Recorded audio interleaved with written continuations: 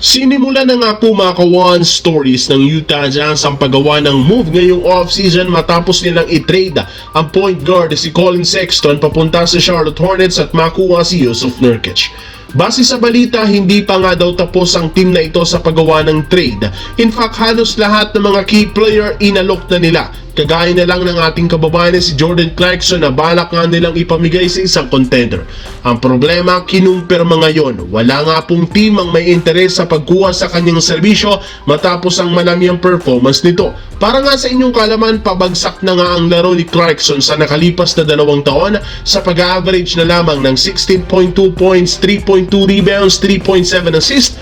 Prone to injury na rin naman ito at liability pa sa depensa na rason bakit nagdadalawang isip ang ibang mga kupunan na kunin siya sa isang trade ng Utah Jazz. Samantala, simula nga po ng malaglag ang Los Angeles Lakers sa kanilang kampanya last season, pinangako nga ni Rob Pelinka, ang general manager, na magiging desperado at gagawin talaga nila ang lahat upang makakuha ng bagong sentro para kina LeBron at Luka Doncic. Alam nga ng Lakers na eto mismo ang rason bakit natalo sila sa Timberwolves, kaya susubukan nga nila ang ibang mga paraan para maisakatuparan ang kanilang plano. Willing nga silang gumawa ng trade at magsakripisyo upang makakuha ng bagong sentro. Ngunit ayon kay Shams ng ESPN, hindi rin naman kailangan ng Lakers na magtanggal o magsakripisyo para mapalakas ang lineup dahil naging available na sa free agency ang pinakahinihintay nilang sentro na si DeAndre Ayton na isa ng ganap na free agent matapos siyang may buyout ng Portland Trail Blazers.